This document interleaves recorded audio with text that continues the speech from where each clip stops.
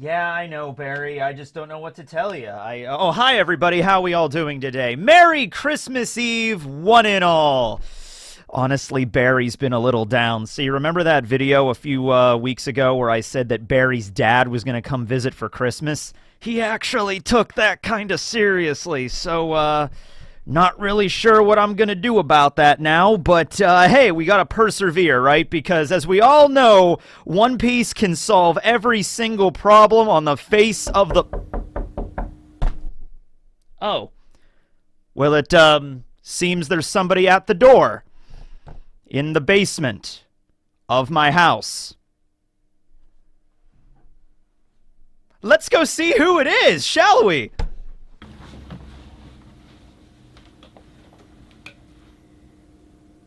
Hello and happy holidays to you! Barry's dad?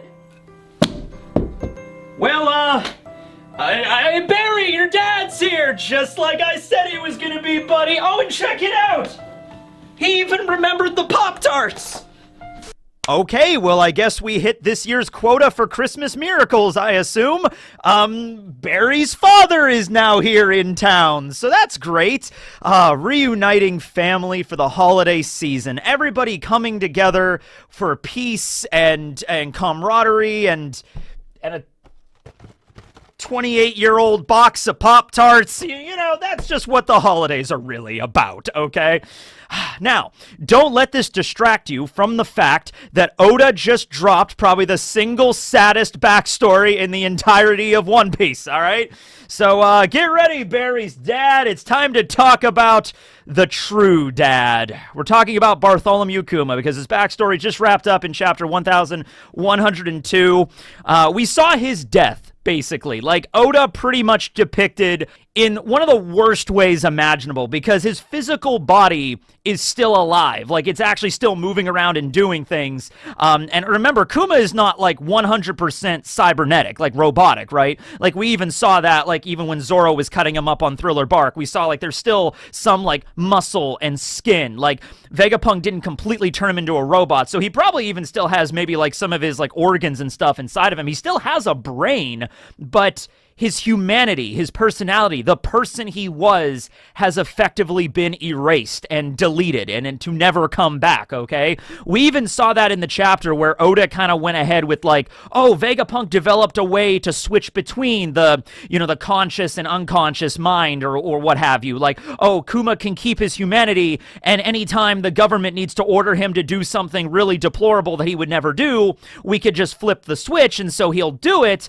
but then still keep his humanity. So even Oda was kind of trying to like dispel any kind of like hope that like, oh, maybe Kuma's real memory is like on a flash drive somewhere or something like that. You know, the only scrap of memory that was left, and it's not just memory, that's important to keep in mind. It's not just the memory bubble that Kuma rejected. It's also more than that. It's his personality. It's his emotions. It's things that aren't just quantified just in like the memories themselves are just like data.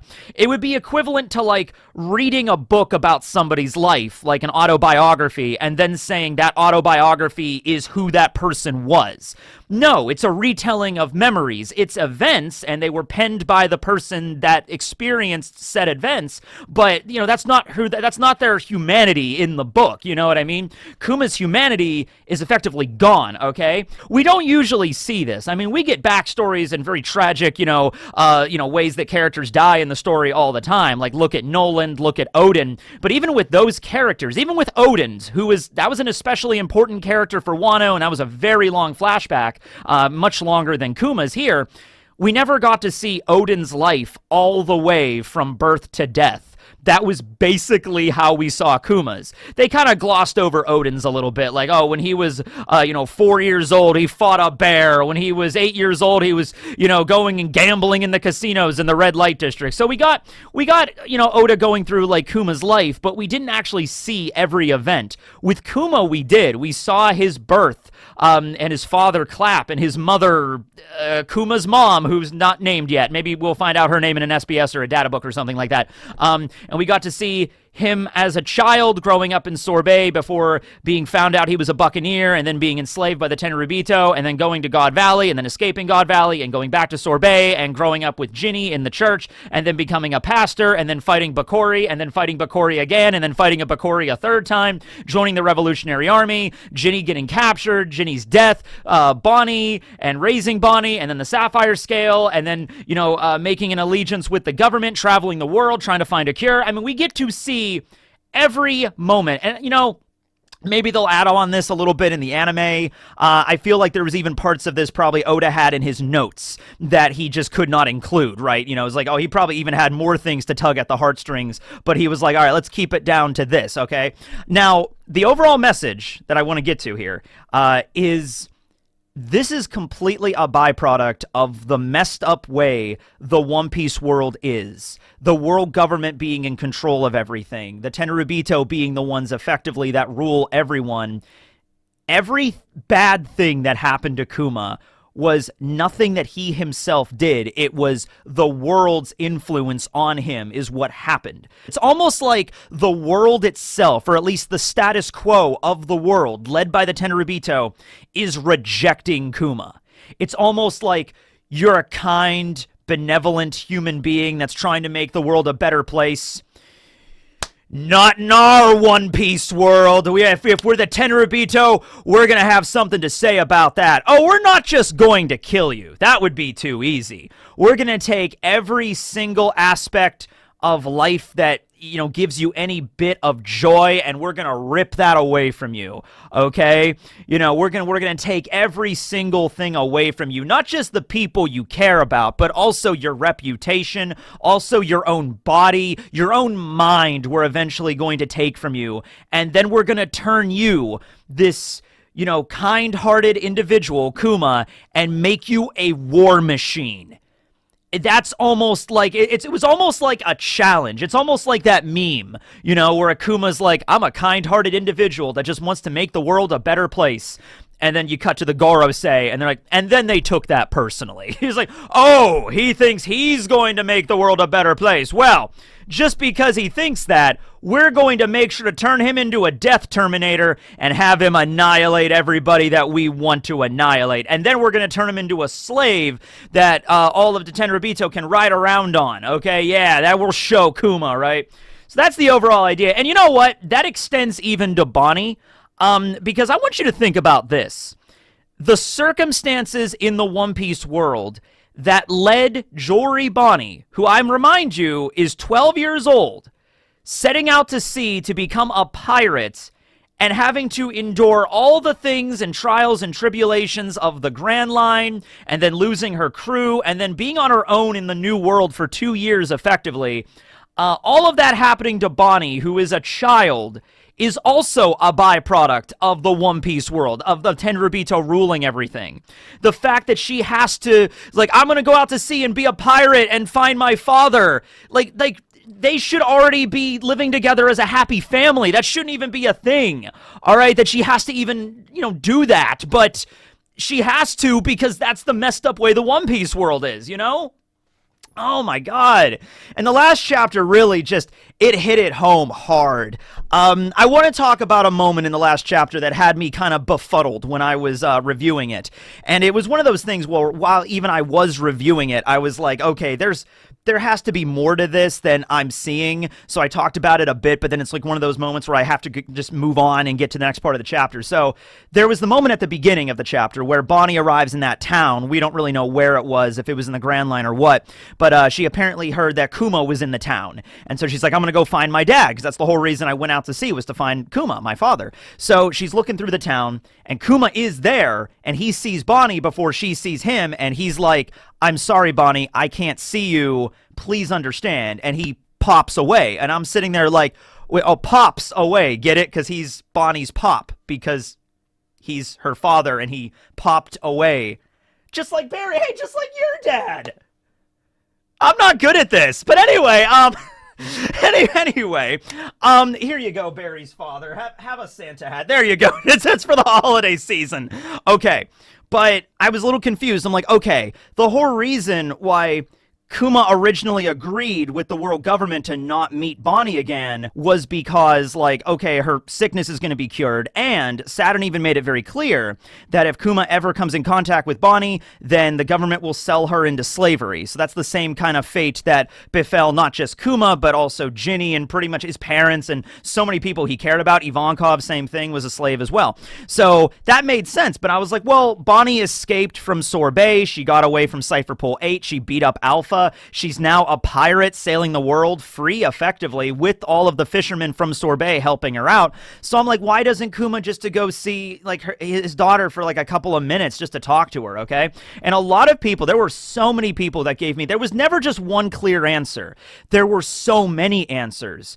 And that's when I realized they were all pretty much, correct. And then I stopped to realize, like, whoa, Oda is a real genius with this when you really think about it, because this is such a tangled mess of a crisis that Kuma has before him that it does make sense why he did not want to see Bonney. Because think about it this way.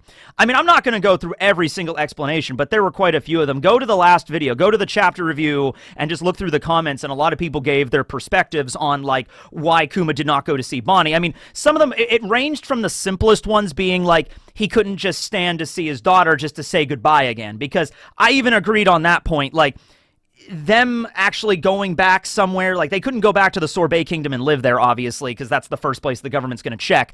But like even traveling just with them, that could be dangerous, right? So, and, Kuma just seeing his daughter for like half an hour or an hour and then leaving again, that might be more devastating. So that's like the simplest explanation. But then there were explanations that were like, well, hey, Tekking, think about it this way. Like, yeah, Bonney might have very well have gotten away from Cypher Pole 8, but Saturn, one of the rulers of the world, from Kuma's perspective, because he doesn't know about Eam or anything like that, one of the rulers of the world gave his word that if Kuma ever came in contact with Bonney ever again, she would become a slave.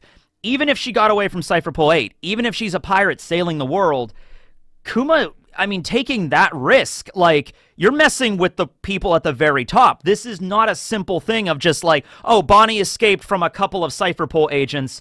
We're free and clear now. No, you are the furthest thing from free and clear. There's other warlords they could send after her. There are admirals. Kuma is well aware of Kizaru and all the other admirals' level of strength. What if Kuma meets with Bonney and the government finds out and they're like, you went back on your word. We're now going to sell your child into slavery, which is the worst possible outcome. That is the one thing on the, like, Kuma would literally give his life 100 times over and suffer the worst tortures imaginable before he let that happen to Bonney.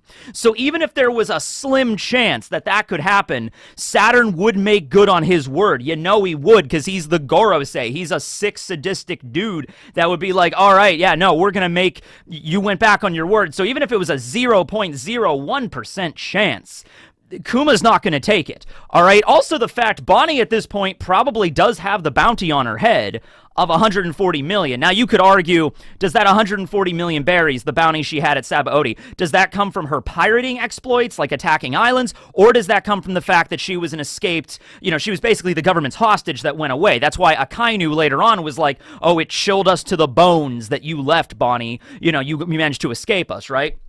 So it's kind of like that. That made more sense to me. And there's a lot of other explanations on why.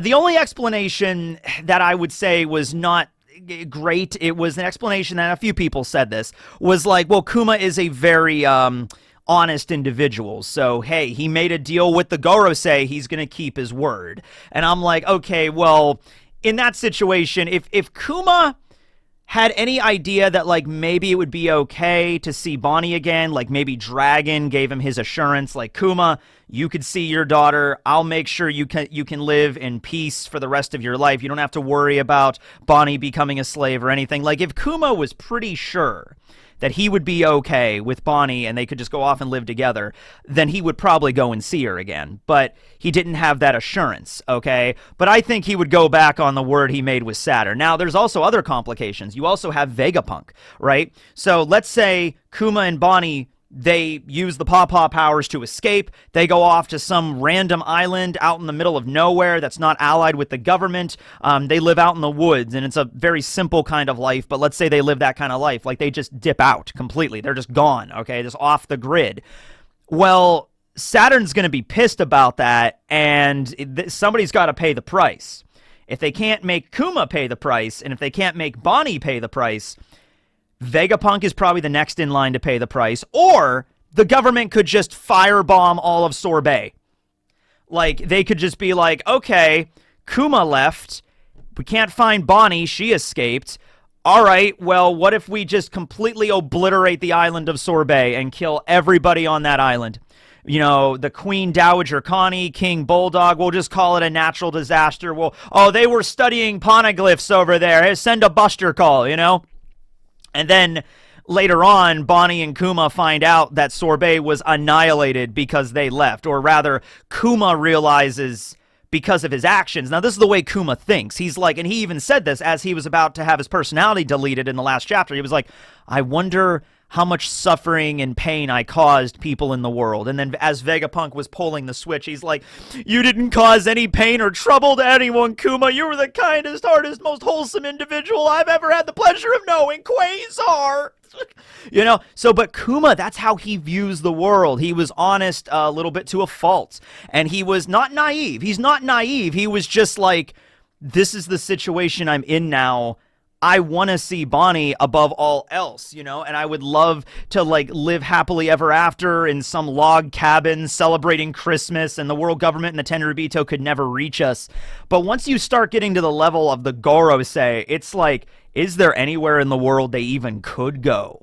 Once again, if there's ever even a chance, at least from this perspective. Now, once again, I think Kuma's not naive enough to think that Saturn will always hold his end of the deal up. You know, the idea to think, well, Saturn did say as long as I don't contact Bonney, then he won't, you know, go after her and, you know, throw her into slavery.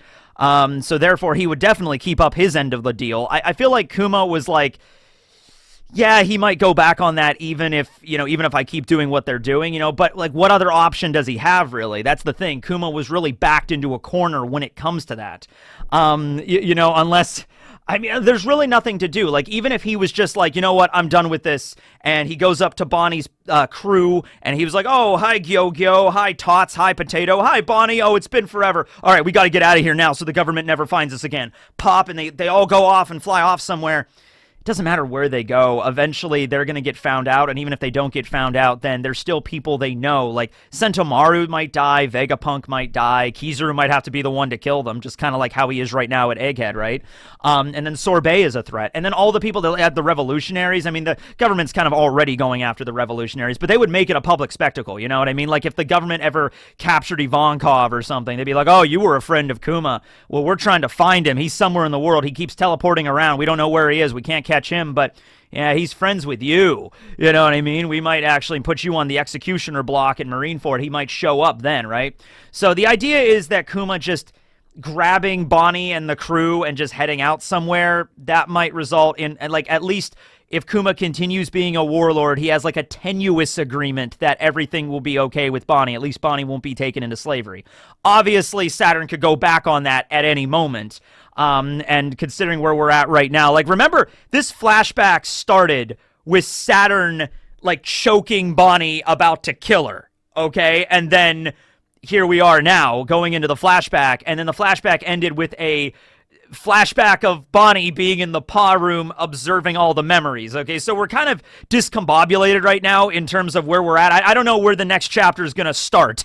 If the next chapter starts with Bonney crying in the paw room, and so that would be the night before Kizaru and everybody arrived, or if we're just going to go right back to the present with Johnny getting, not Johnny, Bonney is getting crushed by Saturn in his monstrous demon form, and then the Marines are all about to shoot her, and then, you know, Sanji's there, and they can't really move because of Saturn's weird eldritch powers, and then maybe Kuma, or the PX-0, the husk of Kuma, lands and then detonates the bomb after he's like, I am Kuma. I will activate terminating protocol. Get Bonney out of here. They escape. Vegapunk gets away. Straw Hats get away. Cypher Pole gets away in terms of like Lucci and Stussy and Kaku. Maybe they get away. And then Kuma detonates. By the way, so with the explosive device that is definitely in Kuma's chest right now, maybe setting it up like a large-scale, high-yield nuclear bomb might be a little bit too insane.